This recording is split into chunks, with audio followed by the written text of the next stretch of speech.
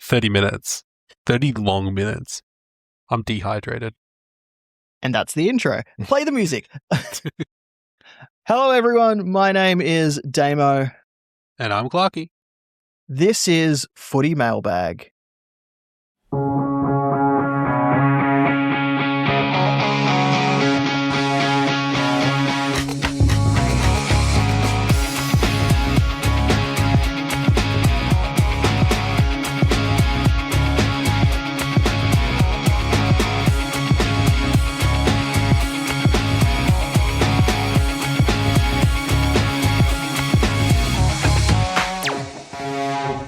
And joining us this week is a man very close to both of our hearts. It is Patch.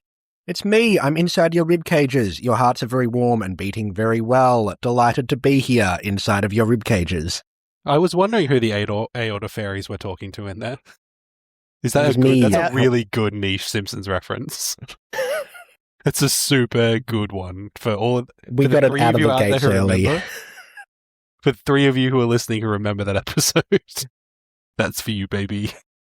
So, Patch, how is your season going? How's the Supercoach team shaping up? Okay, I'm still alive in the Supercoach Cup, which is the thing that I care about at this stage. Shilling for the man. I think it's real cool. I think it's real fun. I'm determined to last as long as I can, and that's been really cool. The rest of the team's okay if you don't look too closely at it and you ignore some of the bad players that I started with and then the bad players I've added since then, and they seem to be multiplying at an alarming rate. But aside from that, going great, having a great time. We love it. Do you want to hear something crazy? Like, I really resonate with that quite a lot because I look at my team and I'm like, okay, cool. I made mistakes. There are a lot of mistakes in here. And one of the things I thought was going to be a mistake that has just turned out to be, hey, this is actually pretty good, is starting LDU. Yeah. Starting LDU has been completely fine with like I've had zero problems with any scores that he's had. God, imagine starting an LDU instead of, say, an Andrew Brayshaw, who I've had many problems with most of his scores. Yeah, Damo. I've got early grievances with Fremantle this week. Yeah. I got 2 grievances with Fremantle, but we'll save the other one for the grievances. Yeah, I actually have an off-script grievance for you, Damo, that was delivered to me in person. Oh, wow. Yeah. Yeah, I came to Clarky's house and climbed inside his ribcage and screamed. Yeah. I had to have surgery. It was scary. Having a guy scream in your chest, dude, like, that's not good. Don't let people scream in your chests. Nah, do it. Do it. All right, Clarky, what caught your eye this week? What caught my eye this week? Cozzy Pickett's poor score. Tim English hitting a ton but then getting concussed just to make me even madder than I already am at him. Sam Flanders being a good hold because he scored 120 this week and will be back to his regularly scheduled maybe 100 if I'm very, very generous. Dan Houston continuing to be shit. Archie Roberts turning out a good captain score when I straight captained him last week for 100. What didn't catch my eye, Damo, is how the hell I won any of my matchups. That was something to believe. Archie Roberts is on a tear. Aren't you glad you held him? Very funny, Damo. We'll get to your grievances very soon. Your comeuppance. You're getting in the pre-shots, and they're valid. That's a valid dig. I brought him back in at the right time, if you ask me. I swallowed my pride, and I returned him to my team, where now he is my highest averaging defender. You know what the good hold was? Wayne Miller. Wayne Miller has been a good hold. I almost jumped off. I was so close to jumping off, and I didn't, and it's been very lucrative for the last few weeks. But that's what caught my eye, I suppose, is in general not being able to predict a damn thing every week, which makes every decision the worst. Patch, what about you? What caught your eye this week? Pudding. I'm not supposed to get pudding in my eye, and yet there is pudding in my... anyway, Simpsons joke. Kick it off on the bingo. It wouldn't get in your eye if you caught it. Like, that's the good thing. Well, it's jigs. No, my eye caught... Anyway, all right, we're not pedantic. I'm shoehorning Simpsons references in. Leave me alone. Anyway, the thing that caught my eye was the Bulldogs. Specifically, I was looking at Bailey Dale and thinking, damn, you're a good price. But Connor Butterick's about to come back. He was doing kickouts. You scored bad with him in the team.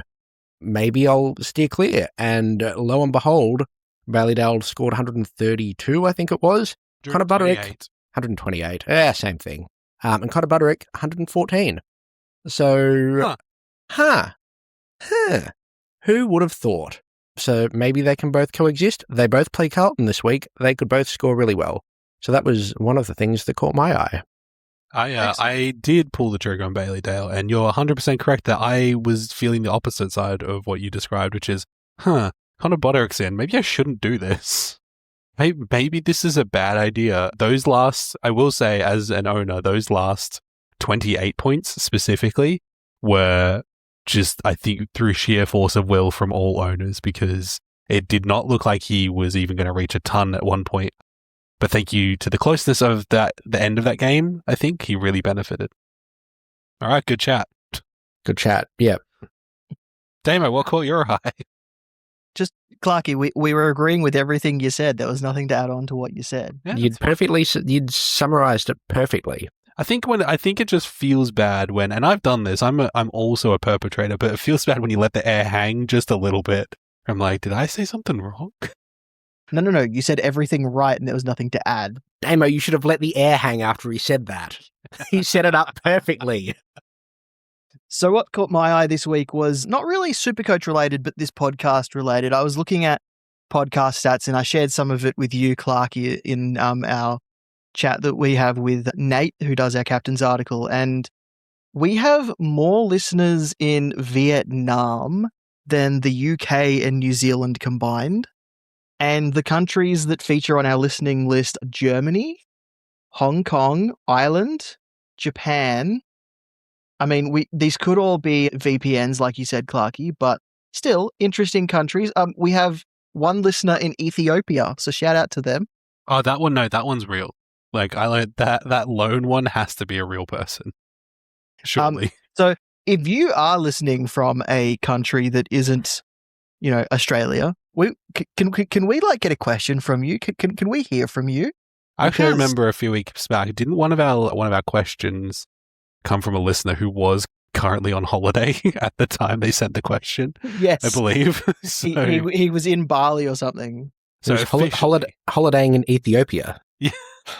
Sunny Ethiopia.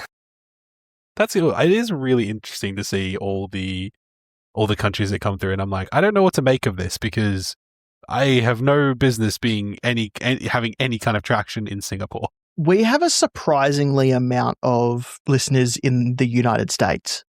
No, that's fair. Big United States fans. Go sports. Rookies on the bubble this week. Liam Henry probably tops the list at 160k in the forward line. But other than that, there's not a lot else, and we kind of have to get creative this week. If you didn't get Tom Burton, he's only shot up to 132k. Nick Cox is out there. All eyes on if Wade Dirksen gets recalled after Josh Fraser's now the interim coach. Clarky, are you laughing at the name Cox? No, it's, just sometimes I feel like it's better. You shouldn't have your Cox out there, really. It's, put it away. It was the phrasing. I'm sorry. I'm sorry. Anyway, move on. I actually did see Wade Dirksen's name pop up in the most traded in, and is this just a hope and a dream from people, or obviously the big news of this week that we haven't quite covered yet is the sacking of one Michael Voss yesterday morning? Sacking, the mutual uncoupling. Sorry. He resigned and they were okay with it, which, sure. All right, what were they going to do if they weren't okay with it? Chain him to the desk? Anyway, yes, Michael Voss is... lock him out? Yeah, Michael Voss is in a better place now. He's still alive, he's just not at Carlton. So yes, Josh Fraser is now in charge, and maybe, considering Michael Voss knew that he resigned on Friday, did he just tap the BFL coach on the shoulder and just be like, hey, you know how I'm like the forwards coach in the AFL, like, just can you play Wade Dirksen up forward? I just want to test something. And results are in. Maybe he's back. Yeah, Wade Dirksen, before he was signed to Carlton, he actually had like he was actually one of the best players in the Northern Territory Football League as a forward. He And played well as a forward in the VFL for the Giants as well. yeah, but he was mostly recruited as a key defender for the Yes. Giants, and then as a key defender again for the Blues when they signed him. But maybe he's more of a key forward. Maybe that's his calling. He looked he looked comfortable in the preseason. Obviously, preseason is a different beast, but if he gets into that Carlton side with Josh Fraser now in charge, I think he's going to be in there for a little while. He's got that forward dog in him, and by forward dog, I do mean Will Lewis. Don't mention that name around here. Which other cheapies are we sort of looking at this week? Well, Lachlan Smith, I think if you've got like a Zach Steltsky or a Kalani White or someone you can swing around. He's 119k. Tim English is missing with concussion, as Clarkey mentioned earlier. He'll make money. He could be good. He could play longer term. They could keep him in with English, so I don't mind him. Paddy Cross as well, a bit cheaper. Clarkey, do you like the cut of Cross's jib? I do. Do I think that he will be great? He'll be in the same vein as a Lombard, I think, if you are looking for him. I think he's very talented. I think he's definitely got a spot. He played quite well, maybe kick a couple goals, probably scores a maximum of like 50 points. It's his spot until it isn't. He's actually, I found out he was drafted from out near where I live, and it was news in our local community notice board, and that was very sweet. I loved that. Lots of people were very happy for him, and the fact that he got to debut so quickly, so good. I like Patrick Cross. That's fine. But we've also got Moniz Wakefield has come back from my boy. His triple CL, the trifecta of CLs. I don't know if you heard this perfect piece of commentary during the Melbourne and West Coast game, but Moniz Wakefield kicked his first ever AFL goal. Exciting. Love that for him. And the commentary was, he's done his ACL, he's done his MCL, he's done his PCL, and now he's kicked a GOAL. And if that ain't football, boys, if that ain't football. Somewhere Dennis Cometti is smiling down hearing that. Really is. That's lovely. Did we already mention Dara Joyce? He's been dropped. Yeah, he's been dropped, right? So yes. I was about to say, don't do that. Don't go for that. No. He was very popular, and don't do it. Don't do it. Would you go for Moniz Wakefield after one game, or do you need to see more than just what he's done in his first game? Only because Daniel Turner will come back. I want to see what the lineup is, and with the return of Jake Bowie as well, it's that defensive unit is kind of a little bit weird. If you want my personal opinion, I probably think that maybe CJ could be dropped. Not because I think he's bad. I really like CJ. I think he's a very good player. Except that one really key skill, kicking the football, sometimes not so good at it. It is in the name of the game. Yeah, Moniz Wakefield playing forward did not excite me. Yeah, also that. Yeah, small forward. Pass. Nick Cox is also on the bubble. Midfielder, 134k, negative 13 break even. He will score terribly, but I think he keeps his spot until proven otherwise. So, hey, Patch. Hey, Clarkey. Not to stop talking about your Cox, but what's going on with Sardis for people who were tricked into that? Like me, I was tricked into that. And me. I don't know, man. I don't know. It makes me sad. He's the Archie Perkins. No, because Archie Perkins should have been dropped many times and was not, and Elijah Sardis should have been dropped far fewer times than he has been, and just keeps running around in the VFL. I don't know is the answer. If you've got him and he's not named this week, trade him. He's like, you can't keep waiting by the windowsill, staring dreamily off into the middle distance, hoping that one day he'll come back from the war, because I don't know if Brad Scott's going to let him. Yeah. So, yeah, I don't know. And then other options out there to trade in who aren't rookies, we've got Finn Callahan, Hugh McCluggage, Dane Zorko, boo. But all these cheaper primo types, everyone's bringing them in. And there are teams out there that kind of don't want to follow the crowd, especially if they already own the likes of a Sam Walsh, Caleb Sarong, Noah Anderson, Patch, Andrew Brayshaw like you. Yay. is there like a is it an idea to maybe cash in one of these guys, or to try and reach for someone not in the bargain sort of territory to move your team along outside of what everyone else is doing? Because there's teams out there stuck at 5, 10, 15, 30, 40k rank, not really moving anywhere because they're making the same moves as everyone else, and then they're taking their rookies off the field, but nothing's really moving along. What other options are out there apart from these, really cheap guys that are about to balloon in cash again? Like, we've got, there's got to be other options out there, surely. Yeah, I mean, I'm probably going to repeat this a bunch of times when mailbag questions start rolling in, but I think there are a lot of people who are trading out Willem Dersma this week. And I think if you're trading out a Willem Dersma or a Josh Lindsay or one of the more expensive guys, treat yourself to an expensive trade-in, because we're not going to get many of them. It'll be real annoying and real hard to get up to one of these guys you've missed, if it's Archie Roberts, if it's Bond, if it's like Sherry, if it's Jackson. And I think that's what some people should do this week, especially if you are, as you said, kind of treading water and not really making up any ground. I think it's a decent chance to jump up to someone who's real good, or if you're, desperate to do something different and desperate to zig when people are zagging, you could look at like a Lockie Ash, or you could look at like an LDU or like a Sam Durham, or someone outside the box that people aren't trading in, like a Shea Bolton as well. You could, kind of zig a little bit as people are zagging, but it's also the aim of the game is often value. And if you can do a better move and set yourself up next week by, getting rid of some worse rookies and bringing in Zorko, then maybe that's better for your team. Like, speak to your financial planner. This is not, well, I mean, it is advice, but like, I don't know. It's like hard to say without looking at someone's team individually and being like, hey, this is general advice for everyone. I don't know. I haven't answered your question at all, really. Follow your heart, live your truth, speak your dreams. I think you have answered the question in that the options this week, when there are no rookies to downgrade to, don't force a rookie and treat yourself to the best player that you can get. Don't necessarily trap yourself into value that maybe isn't value. We talk a lot about it, like the squeeze every penny mentality, when sometimes it's actually, no, just buy Bond.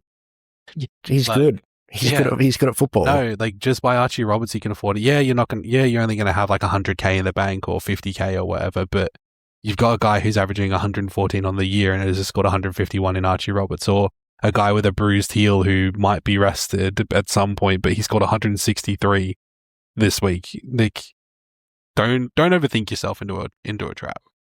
Yeah, I think with the lack of cheaper options out there and everyone going for these cheaper premium options, there's been some creative trading going on, and it's been interesting to see everyone share their screenshots around social media to be like, I'm doing this week, I'm doing this week, and I think every screenshot involves a Callahan, a McCluggage, or a Zorko, and they're nice and might work for those teams, but I think for teams to move forward, there also has to be a little bit of creative thinking as well, to bring in players that aren't on everyone's lips, that aren't in everyone's teams, to, separate you from the pack a little bit. Yeah, forward, not backwards, and always twirling towards the next round. Speaking of twirling towards the next round, the buys are approaching. We're a week or so out from the buys beginning. Gross. Patch, how ready is your team for the buys? Quite.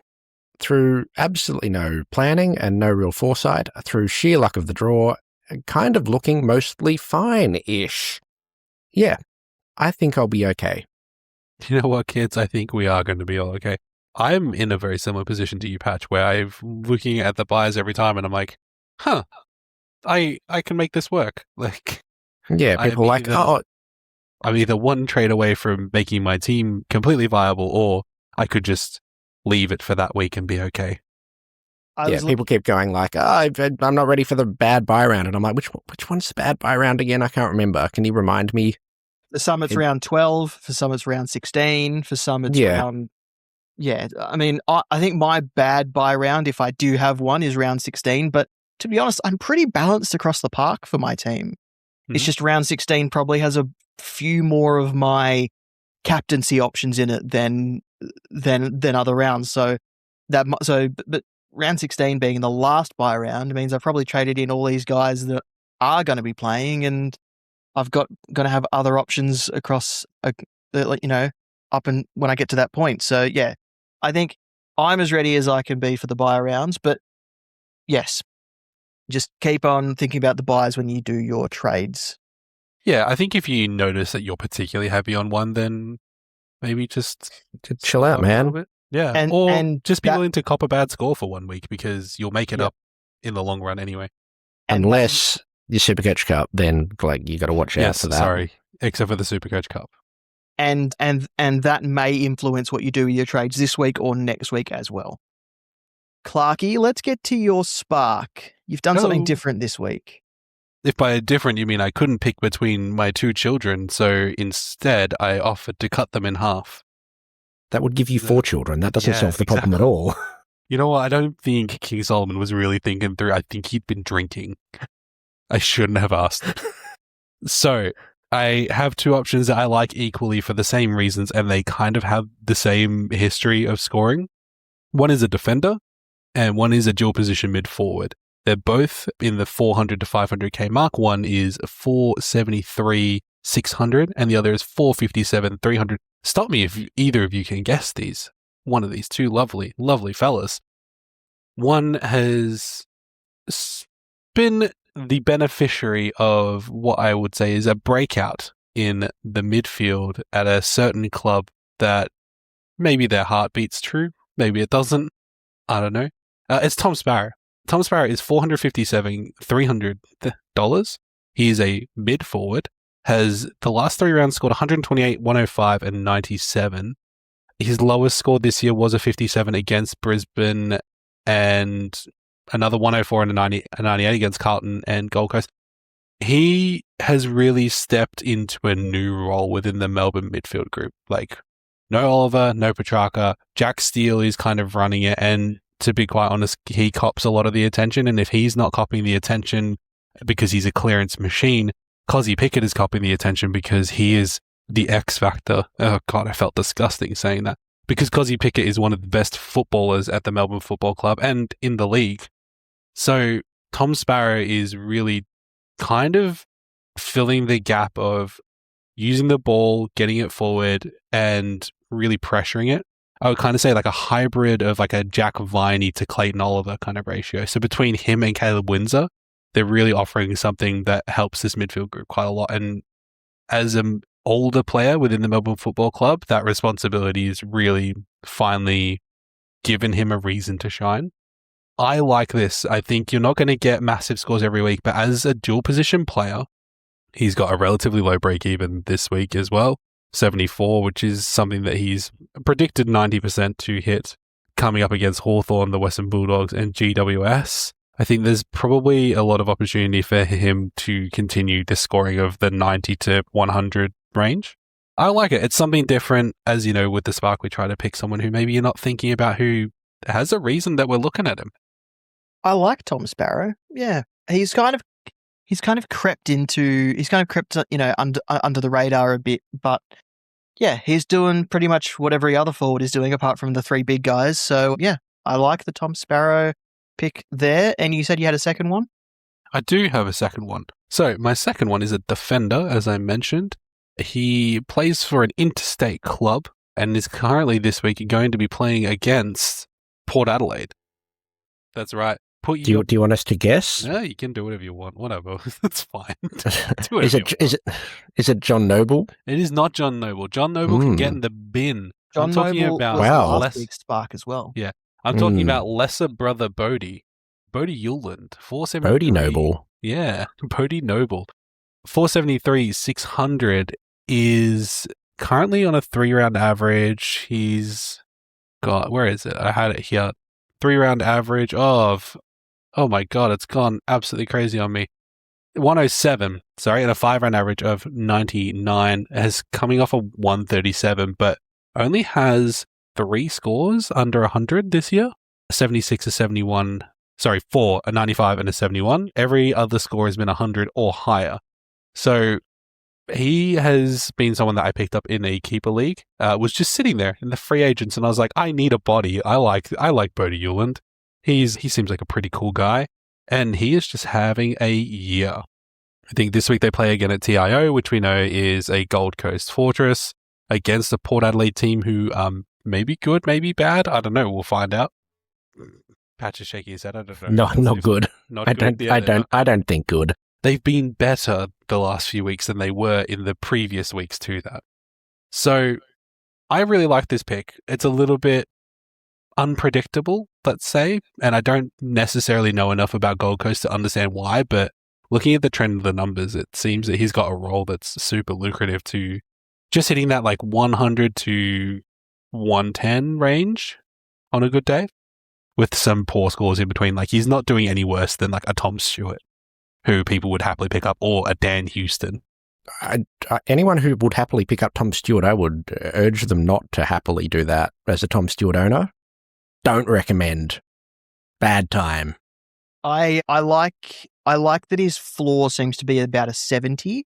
That's actually a pretty good floor for a defender, especially when you're going for value. So I do like the Bodie Euland pick. And we've been asked about Bodie Euland a few times on this podcast, and I think a few weeks ago we weren't really buying into it, but now he's our spark. And Clarkie, you believe?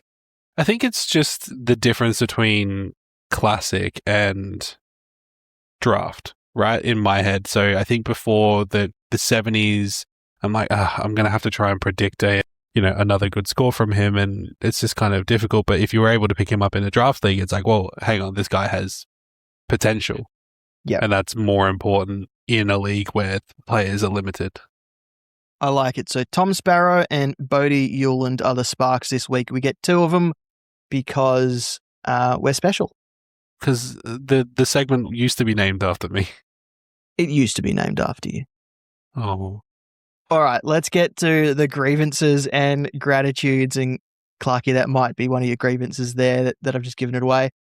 Just a reminder, please submit your questions or grievances or gratitudes before 8 p.m. Melbourne time on a Wednesday to be included in that week's episode. Link to the question form on our website or comment on our social media posts. And you can send us voice memos, but they have to be in by Tuesday, 8 p.m. Link on our website next to the link for our question form. So questions by 8 p.m. Wednesday, voice memos by 8 p.m. Tuesday. Our first grievance and gratitude comes from Jeffrey Head, has sent us a voice memo. Hello, you bloody legends. Oh, it's good to know that Patch is back in the building, baby. It's really good. This is Jeff. You know it's Jeff. I don't have any bits or anything this week. Just calling with gratitudes and grievances. So start with the grievance. I've been laid up the last couple of weeks with a back injury. So, I mean, the silver lining, I guess, is that I get to spend more time with my face in the football and looking at Supercoach and all that sort of stuff. It does get a little bit boring though, but that's all right.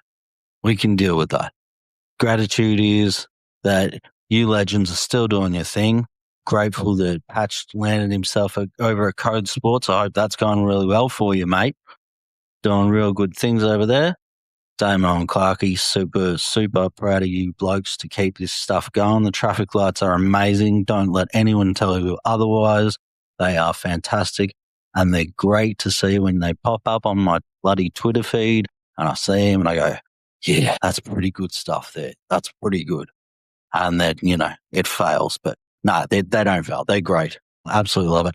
And the podcast, I look forward to it every week. Just sit down for an hour, relax, maybe have a beer, just have a listen, get some wisdom, have a laugh. It's fantastic. Love you guys so much. Love the whole community. And I hope you keep doing what you're doing. And yeah, can't wait to hear your voice, Patcharooney. I'll talk to you guys later. Bye. Thanks, Jeff. Thanks, Jeff. What a delightful message. It's always so kind. Hope your back is on the mend. It's never good having a back injury because you need that to, be able to stand and stuff. Yeah, I hope that's Well said, Damo. Yeah, Enough said. Absolutely no notes. No, it is lovely to be back on. It's lovely to, yeah. And no, he's right. You are doing wonderful things in keeping this chugging along. And yeah, it's good to be back inside the building. And by building, I do, of course, mean Ribcages. Excellent. Your Coming wonderful, live- wonderful coming up. hearts. Coming at you live from the left aorta. I would Mrs. also Bouvier. I would like to do a reverse gratitude to Jeff, who is constantly supporting and pumping up content creators. Like, I know there's a lot of us out there and we're all doing great work in different capacities in different ways, but he really does make an effort to engage positively with the community a lot of the time. And that's so important in a world filled with social media that is just so awful. Some people out there are real fuckheads, guys. It's like, Hey, you can just call me by name. I'm right here. I call you my love, Patch, and you know that. That's not what you call me when the lights are off. You say, get out of my house. What are you doing? Said, I told you I was going to bed. You have to go home now. Anyway. But yeah, shout out. Thank you, Jeff. It's people like you that make it so much more rewarding to be a content creator. And all of you lovely listeners, actually, like every single one of you who takes the time to engage with us. It means the world. Con has sent us a gratitude and a grievance. His gratitude is Bont scoring 163 on one leg, Butters scoring 130, and Gorn scoring 134 as a forward. His grievance is ignoring all of those players and thinking Cozzy Pickett was the safe captain option against West Coast last week. Well, it's funny that you say that, Damo, because I have a grievance that was hand-delivered to me that is actually very similar to that, because they attributed their unwillingness to Captain Bont based on the bruised heel discussion that we had on the podcast last week. And then in the end decided, instead of Max Gorn, which they do own, to put the captain on Cozzy Pickett. And I am talking about my wonderful, beautiful wife, Jess, co-host of the Falcon, at Falcon Footy Pod, follow us. She put the captain on Cozzy Pickett. She was playing me head to head, and I spent the weekend being told that I had sabotaged her actively. So, duly noted. We just put the information out there. How people choose to interpret it is up to them. Yeah, you know, if you lead them to the cliff edge and they just fall on their own, I didn't push them. It's not my fault. You can lead a horse to water, and you can also then hold its head forcibly under said water until as long as it takes. Now the easy part. Now get through the eye of this needle. Get in. Get in. But yeah, sorry to anyone that we did, because we were also legitimately concerned about it, but yeah, really hard to see some big scores on players who you've gone, we're worried about them. It happens. That's Supercoach. I put the captain on Archie Roberts last week, and I've done many bad captains since then. So it happens. And you know what, Clarky? You'll do many more bad captains in the weeks and years to come. Hey, maybe this week. It's the worst captain of my life so far. Exactly. I have a gratitude. I said it on the Late Mail show on the Supercoach last week before, but I'm going to be grateful again. Grateful again. I'm going to be grateful again to Harry Sheasel for continuing to be good week in and week out. You can just rely on the guy, and it's real nice. He doesn't get a lot of praise. People kind of expect him to roll up and average 119.4 and don't really say thanks to him for it. And I am going to say thank you to him for it, because it's real nice and I appreciate it. And I also appreciate Noah Anderson finally scoring some points for once in this goddamn season. Pull your finger out, Noah. You did it. I believed in you. I didn't believe in you, and you proved me wrong. Now keep proving me wrong. Get back out there and keep proving me wrong, you beautiful bastard. Don't score under 130 again. Noah Anderson is the leader over at my Keeper League club, the Dynasty. He's the most experienced player. He is the captain of the club, and he's just not been delivering. And the week that I still decide to not believe in him for my double score, I feel sorely disappointed in myself for not believing in him, same as you, Patch. Yeah, and in another Keeper League that we're in, he got drafted 8 times, and everyone loves him because everyone drafted him. Yeah, exactly. Everyone's on it's a level playing field, I believe, is what they refer to that as. Yeah. I have one more grievance that's not on the list, which is coming as late news And that's the St Kilda and Sydney deciding not to play their round 13 game under the Pride banner. They are currently decided due to the current political climate and things that have gone on in the AFL. It's a lot more nuanced than that, but I'm really disappointed to hear that they are not calling it the Pride game. They're not supporting it as the Pride game. I make no accusations that this lessens their approach to LGBTQIA plus inclusivity. However, it's real fucking disappointing that this is the removing a Pride event because of bad things that people have done relating to homophobic slurs in the AFL and the general discourse around it. Probably not the solution you think it is. So they, just to quick little fact check, they have moved it. So they've rescheduled the Pride game. Oh, they've rescheduled. Yes, they're playing it against the Western Bulldogs in round 17. Very good. Instead of against St Kilda yes. So it was St Kilda who pulled out. No. Sydney were like, we don't want to do the Pride game with you, St Kilda. We want to do it with someone else who hasn't had a player suspended multiple times for homophobic remarks. It sounds like. Again, haven't read anything, but just a quick. I read, so this is, and you know what? Fair play. I read the first 4 paragraphs for Code Sports story, which the alert popped up literally 3 minutes before you started talking about it. So good timing to. I got my information from the St Kilda press release, which made it sound like it was a decision made by the club and not necessarily mutually for them not to do it. I maintain my points, but redirect my anger back at the St Kilda Football Club. I understand the reasons why Sydney have chosen that, but also, do more. Don't just roll over and go, well, we're just not going to do it. Do better. And apologies for getting that story wrong. Fake news. You are fake news. Absolutely. Anyway. But it's still a grievance. Yeah. My grievance. Homophobia, a grievance. My grievance. Worse than homophobia, Luke Ryan's score on the weekend. I brought him in. He'd been averaging 109 over his last 3 weeks and scoring 67 right when I needed him to combat Tom Stewart being bad. Worse than homophobia. There, I said it. On record. Do better, Luke Ryan, please. I'm begging you. I need you to do better, despite this being entirely predictable and entirely my fault. And I want on the record that I have never actually recommended Luke Ryan yet this season, and I didn't blame you. I didn't say your name. You're just assuming I blamed you, Damo. Well, I'm tired of Damo defending the Fremantle Football Club and then washing his hands of them when they finally go bad. Damo, let's talk about Caleb Sarong. Why did you personally move Andrew Brayshaw to become a tagger? Why did you do this to me personally? Damo, as the Fremantle person who we all know, this is directly your fault that all of a sudden I trade out Caleb Sarong and he scored big score. Why is Alex Pearce injured again? Why did you do this to our beloved, beautiful Alex Pearce? Oh, Damo, what the hell is Wharfie time? Why is everyone saying Wharfie time now? That's upsetting. Why are you ganging up on me? Because it's fun. We love you. It's just fun. I hope you can sense the dripping sarcasm off that Damo. Sarcasm? And I hope that you oh, shit. Whoops. sense it back the other way. Yes, I do. I'm sorry. I do feel bad for getting up on you. But can you talk a little bit to that? Just because I want to understand why Caleb Sarong... Is Caleb Sarong back? Do you see anything from that?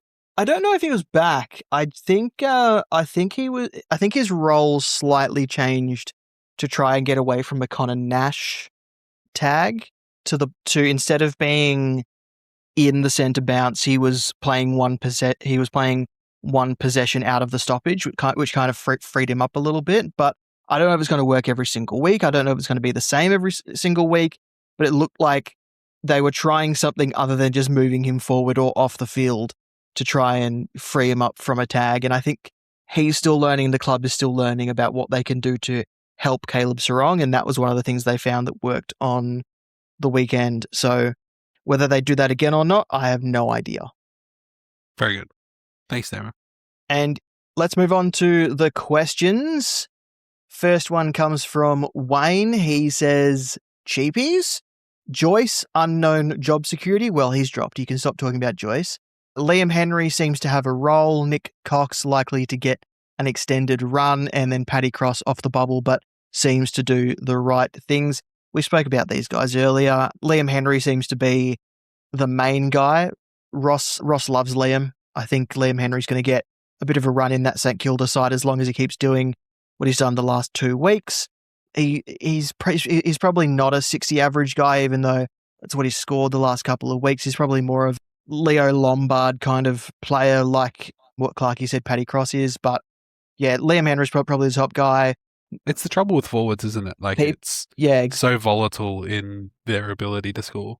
People might look at a Nick Cox, and obviously we've talked about Paddy Cross as well as a potential option, even though he's already had a price rise. So yeah, Liam Henry is probably the guy, but there's not really a guy this week. I like Lachlan Smith. I think he's a guy. Okay. Oh yeah, we forgot about him. He is a regular guy. Regular guy. He'll be regular guy. He knows how to play ruck.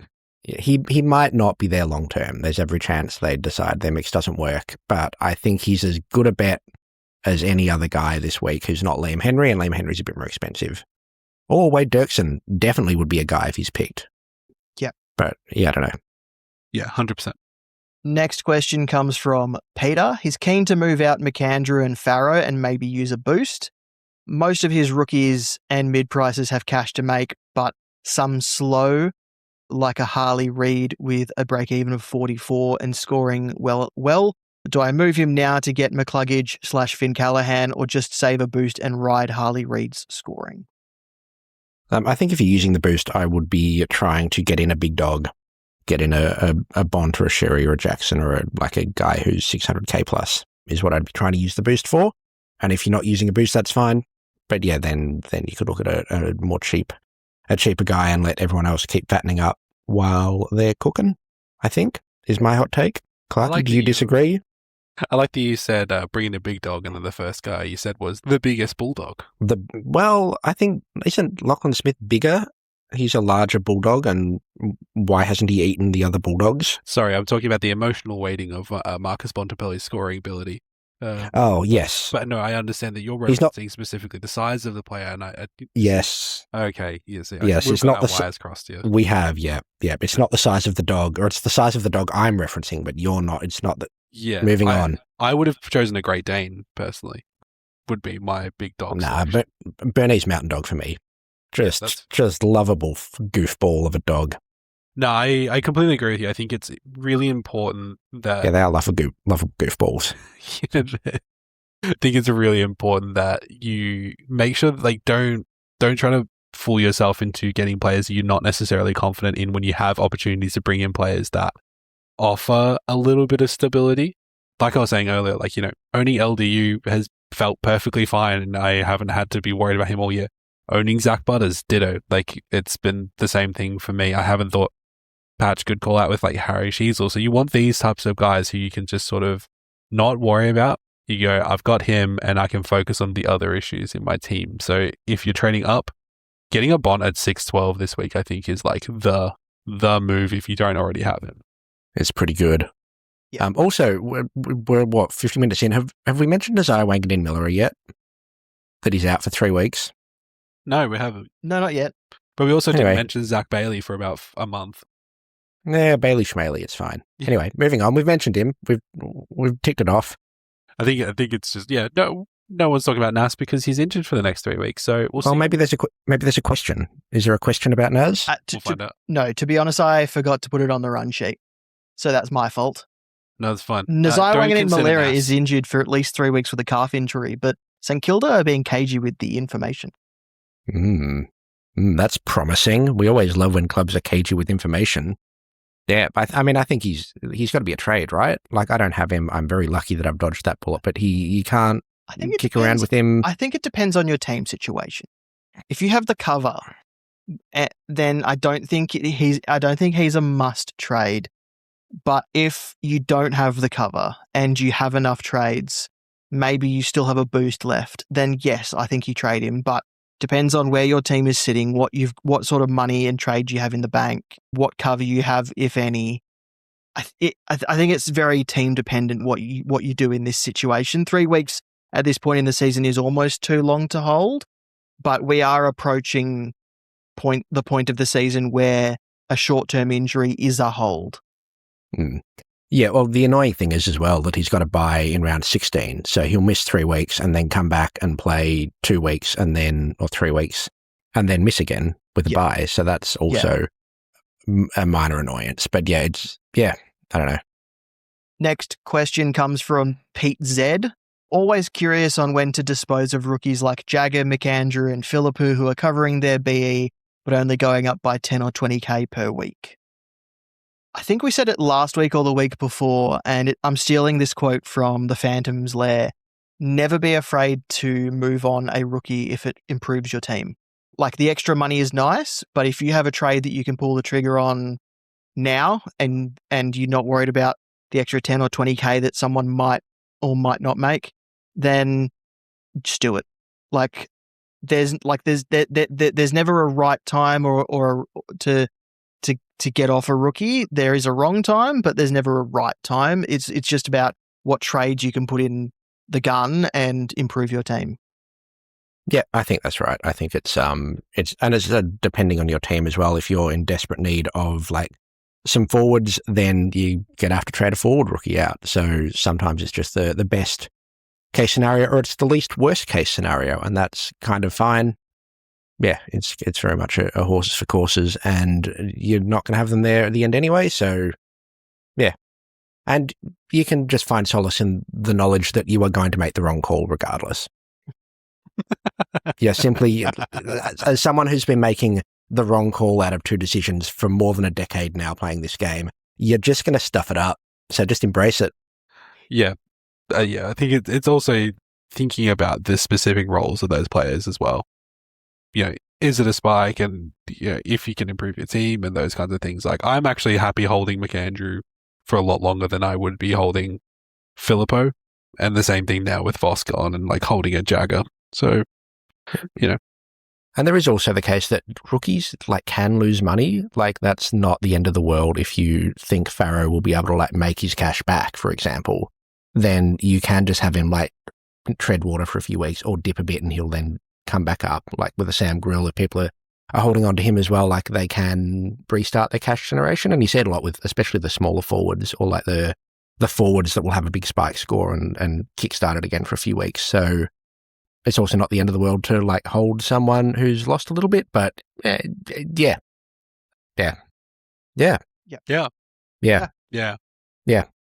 Okay. Yeah. Next question Sure. comes from Tristan. He's thinking of doing just one trade this week, Dersma to Hugh McCluggage, as he has just enough cash to do so. None of the rookies look very tempting, and while I'd like to trade out some defensive rookies, there's not much on the way unless maybe Wade Dirksen comes back. That's smart. Yes, I like it. I don't know why, and I don't mean to be like a devil's avocado, but No, please. I for some reason don't feel the confidence in Hugh McCluggage that everybody seems to be feeling, and I don't know specifically why. Like, everybody seems to be in a rush to like, oh no, get like, even you, Damo, like it's, and you might be the one who can probably provide me some perspective on this, but it's like, oh, we never, Hugh McCluggage is in my plans, but why? If you've seen it, you've seen it. If you haven't seen it, you've seen it. But people are pointing to his points per minute, his time on ground increasing, all that sort of thing. I'm kind of on the fence. There's part of me that sees it in patches, and then there's part of me that just doesn't see it at all. And I don't know if it's them managing his role in game to try not to get a recurrence of the injury that put him out early in the season, or if his role just genuinely has changed from what it was last season. I like him as a trade-in, but I don't think people should be expecting the same as what he did last season. Yeah, I agree with what you've said, Damo. I think he's a Monty for a 105 to 110, which at that price is fantastic. And that's good. And I think he's a good trade-in. But if you've got, hypothetically, say, Andrew Brayshaw and Noah Anderson in your midfield already, it makes it a bit harder to stomach a third guy who's kind of in that 105-ish range. But he's phenomenal value. And if you can do it in one trade, then that's quite good. I quite like that. Fair play. Next. I just think he's neat. Yeah, nice. Next question comes from, here's a Simpsons reference, comes from Seymour Butts. I don't get it. I can bring in one primo defender this week and he already has Nass and Sinclair. Who should I get? I will then have to downgrade to a rookie. Who are your top rookies this week? Looking pretty slim pickings out there. Well, we've spoken about the rookies. It's mostly, Liam Henry or Dirksen if he gets picked, or get creative elsewhere. As for the primo defender, probably Archie Roberts before he hits 600k is one. Who else would you be looking at for a primo defender there, Clarkie? Archie Roberts before he hits 600k sounds pretty good. Bailey Dale, I'm still okay with that. I think maybe there's probably a little bit more volatility, but he's just been playing very well the last few weeks, and I think they really need his experience and ability, particularly in some of the matches. So the closer it is, obviously, the better it is. So they're obviously going to lose to Carlton this week, which means that there might be a lot of points for Bailey Dale on the board. Yeah, I quite like Ballydale. I like Lockie Whitfield's also just good at football. They play the Eagles this week, so he could have a big score, not that you pick it on the score they come in. And Lockie Ash, I think at 512 is also good value and has just the best buy you could ask for. So also kind of still feel like Dan Houston is a decent shout at under 500k, but I'd rather him behind the other guys I've mentioned. Yeah, he's fine. He's fine. John Noble's 500k. Don't recommend Luke Ryan. I don't recommend Alex Pearce. Yeah. He's injured. Fair enough. Alir scored 100 points. Yeah, do that. The official Clarkie tick of approval. The third spark, finally. The next questions come from... Well, actually, these three questions were submitted separately, all by a person or people named Jared. Jared's, yes. Yes. The first part is, who is in line to get DPP that will be useful towards the back end of the year? Will someone like Hayden Young be forward eligible? Well, Patch, promote your work. Subscribe to Code Sports. They've been tracking this thing. And Code Sports have been tracking the whole damn thing all season. And you can see every interesting little tidbit and nugget of who's there, who's not there, who is no hope. I say as I vamp for time to try and find the article because where's the article gone? I believe Hayden Young was at 33%, meaning he's just missing the mark for a forward eligibility, or he's a few percent ahead to get it. He was either side and needed forward time to hold on to it. So he could be, but yeah, I mean, if you can get Hayden Young as a forward and he stays fit, I don't mind it at all, actually. I don't know anything about nothing, so... You ain't know nothing. Colby McKercher with 43% forward is very interesting if he does get flicked to half back. Again, when Clarko does the smart thing and flicks him, returns him to his rightful role, that's a fun swing. And then also keep an eye on Max Holmes, because he's been stinking up Tom Stewart scores down back. And by gum, we better get some reward for it.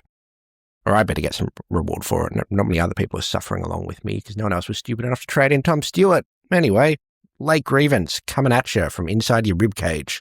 It's the same grievance. Yeah, the grievance is coming from inside the ribcage. Next question from a Jared, or the same Jared, is Blamires, Lindsay, Hayden Young for Bont, Dirksen, and Buzorko. Thoughts? Also, like everyone, struggling with downgrade options this week and worried it's not going to get much better for the next few weeks. Would you rather focus on maximizing trade value, or trying to make sure that the rookies you bring in will play over the buys? I think the first part of that, Blamires, Lindsay, and Young for Bont, Dirksen, and Zorko, I think that would only work if Dirksen plays. I also don't know about trading Hayden Young out for Dane Zorko. Yeah.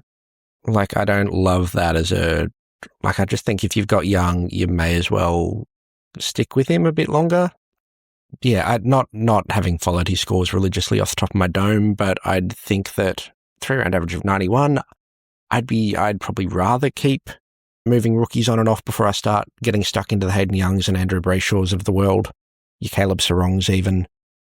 But if that makes the rest of your team look better, then sure, I'm not going to yuck your yum. I'm not going to tell you how to live your life, but it's maybe not for me personally, and that's fine.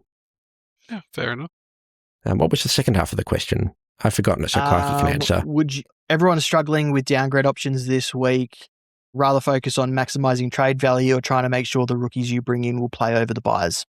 Depends on what rookies you have, because there's only really a handful of them that are super close to their break even this week. So we've kind of covered it in a few different ways over the course of this episode, where your priority should be improving your team. If there are no rookies this week, there might not be any rookies next week. There might not be any rookies the week after, so you can never predict whether they are going to be dropped, whether they are going to be consistent. There's very few rookies that are ever guaranteed job security. So I'd probably say, in the answer to your binary of like maximizing trade value, I'd probably say, yeah, that's the play instead of worrying about whether or not the rookies are going to be playing.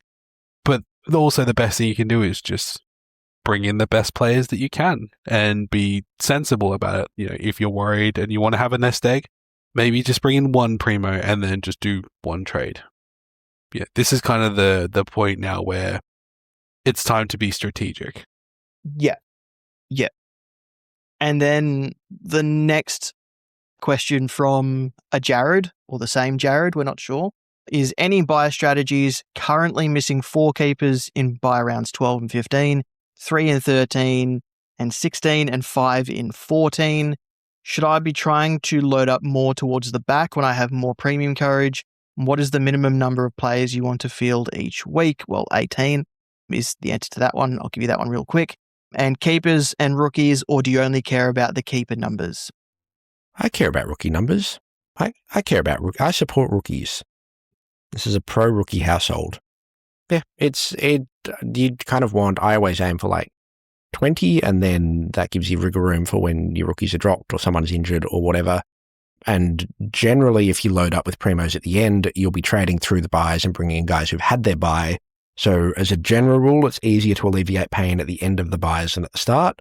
Otherwise, you're trading in guys that are going to have a buy very shortly, but it's kind of a horses for courses situation, which is not a helpful answer to our dear Jared or Jareds. Yeah. Okay. So hopefully we have answered all those questions for you, all you Jareds out there. Next question comes from Harry.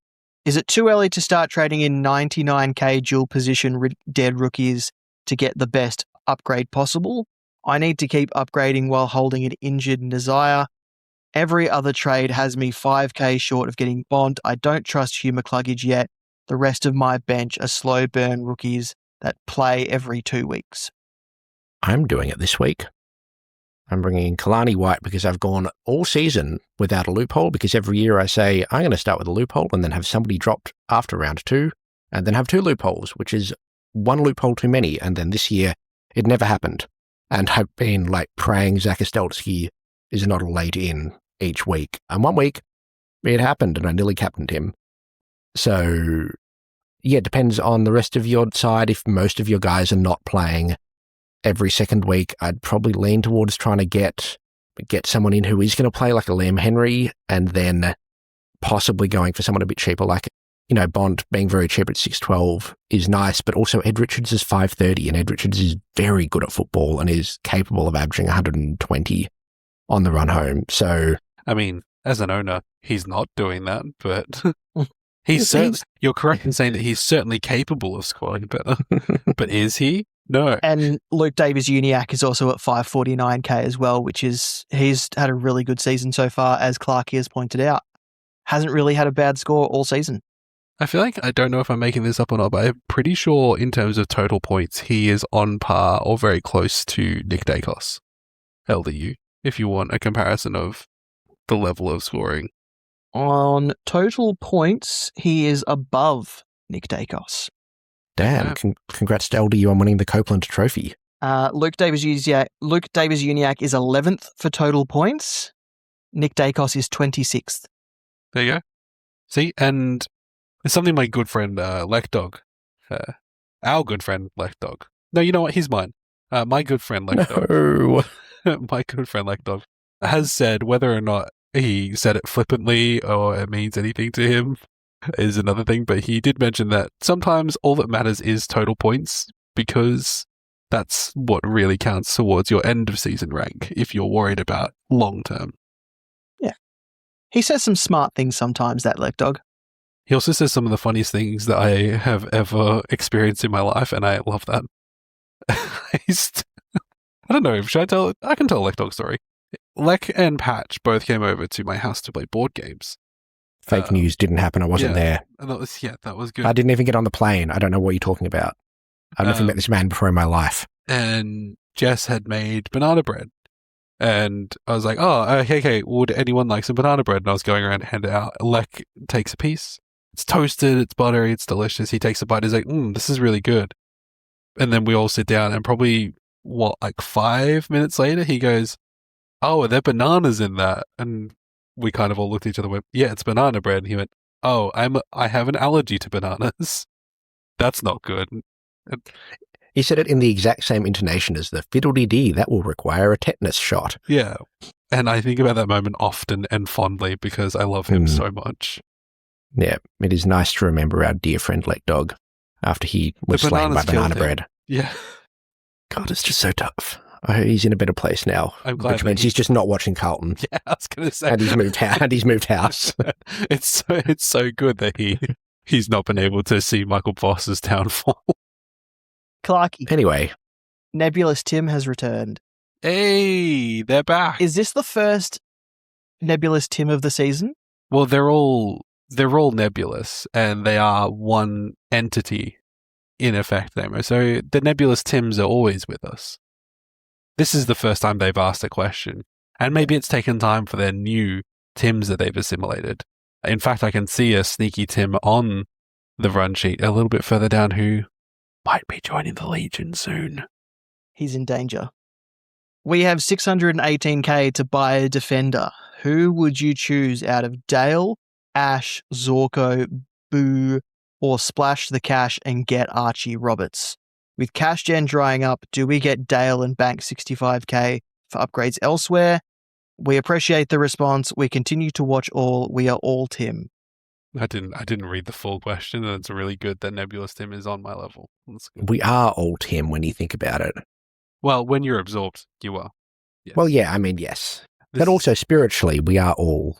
This is like a classic throwback to JRL days of the stadium filled with Baron von Kroos. God, I'd forgotten about that.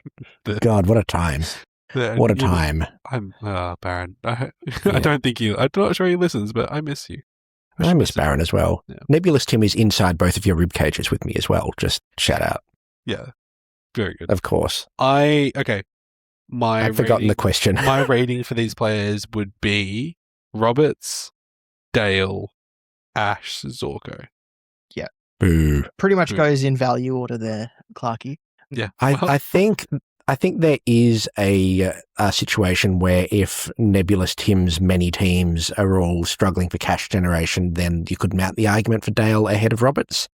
There's also just a sinking feeling in my stomach that Archie Roberts might be impacted by Jordan Ridley's eventual and no doubt brief return. But he's just good. He's just good in scoring points for fun. Their run coming up is so good. When was the last time that Jordan Ridley played? Round 3. Round 3. Let's check. Let's see if it impacted him at the time. Well, it inspired at least one of the people on this panel to trade Archie Roberts out, playing in as the same team as Jordan Ridley. He scored 100. Did he play the first 3 rounds or just he 2 and 3? Played round 5 and 6. Jordan Round Ridley. 5 and 6. Archie Roberts scored 145 against Melbourne in round 5. I had to relive that for a split second, sorry. And 106 against Gold Coast at People's First Stadium. Okay, I stand corrected. I thought it was early in the season, but I, as I frequently am, was wrong. Was Redmond playing in the team at the same time? Redmond was injured very early. Maybe that was North Melbourne. Redmond he got and injured. Ridley together. Would such a thing ever happen at Essendon? I'm not sure that it historically has. No, it may have happened once in a blue moon many eons ago. But yeah, I get what you're saying. I think, the Dale and Ash, you pointed that Ash is actually very nicely priced. If you're not convinced on Bailey Dale, you think this might just be a purple patch. Lucky Ash at 512k seems like a very good buy. I really like that, especially considering that his buy round is very friendly to most team situations. Possibly the best a buy round has ever been. Yes. Buy him before his buy round and say bye-bye to all your problems. On the flip side, there is the argument, I'm riffing away from the question, but you don't bring in one of Ash or Whitfield and then have them be the upgrade target after that buy, because otherwise it's like, oh, who do we have to pick from? It is Jack Ross and Clayton Oliver, and we can trade Finn Callaghan out and then back in so that we feel like we're trading in a primo. Anyway, I'm not saying that that's the reason not to trade him in, but it's just another many multitudes of reasons why or why not anyone should ever do anything at any given time. Yep. Ever. All right. Excellent. I'm never being invited back on this podcast again. I think the Patch episodes are some of my favorites. Patch followed very closely by the episodes with Joe. All right, the next two questions are directed at you, Patch. Oh, okay. Tim asks, I know what one of them is. What are your 3 favourite draws in AFL VFL history? This is my favourite question I've possibly ever been asked in my entire life. This is such a good question. Thank you, Tim, nebulous or not. I appreciate you. I believe this is an independent Tim. Not for long. I put 5 down because I couldn't decide between my beautiful children. But I think, do I need to narrow it to 3? Will the nebulous... Do 5. Do 5? All right. This is in no particular order. We are Dylan Moore kicking a goal after the siren 2 weeks ago to live out my childhood dream of kicking a goal after the siren to draw a game of football. Incredible. That's so good. That is football. That's perfect football. It was delightful. It was phenomenal. People are so used to being excited at a shot after the siren to decide a game that they kind of forgot to feel mad at draws, which often happens after draws these days because people have no sense of fun and wonder and the unknown, but that's a rant for another time. The Anzac Day... I appreciate that so much because it insinuates to me that you're watching that game, Dylan Moore kicks that goal and you go, that's for me. That's for me. This is my hole. Only for me. I am the nichest subset of like a group that could exist for that particular result.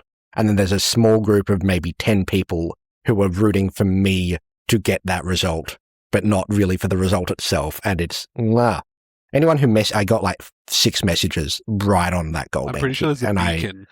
And I appreciated every single one of them more than you could ever know. Anyway, if you've never heard me before, I quite like draws. So they're good. I think they're good. Grand final draw 2010. Everyone come back next week. I miss that rule. What a stupid, beautiful, incredible rule. I know you can't have it because it's just not fair on interstate teams. The idea of Freo coming across, doing a draw and then being like, right, come back next week doesn't work in a national competition. I get it. But that makes me cherish that 2010 draw even more because it's incredible. Just beautiful theatre. So much fun. Anzac Day draw in 2024. I was live blogging this game and had to act professional and restrained in an office setting and wasn't proud of not doing it. But yeah, that was it's a draw in front of 95,000 people and you could hear a pin drop after the siren and that's kind of beautiful. Was it more quiet than during the last post? Possibly. It wasn't, but geez, it's just that's good. Richmond versus Carlton 2023 round 1, starting the season with a draw. What more could you ask for? Beautiful. That's a really good one. That's phenomenal. And then also 1993 Essendon versus Carlton. I was not alive for this game, but both teams finished on 132 points and couldn't be separated despite kicking 264 points between them. And that brings a tear to my eye. That's phenomenal. And shout out to round 7, 1897, Fitzroy versus South Melbourne, the first draw in V/AFL history. Thank you. Thank you for coming to my TED Talk. Excellent. happy to be here. The first draw that comes to mind for me is 12 years ago, Sydney versus Fremantle. They both finished on 70 points in that game because Michael Johnson didn't punch the ball through the goals to give Sydney the win. So, he had the best result in his heart, and thank you, Michael Johnson.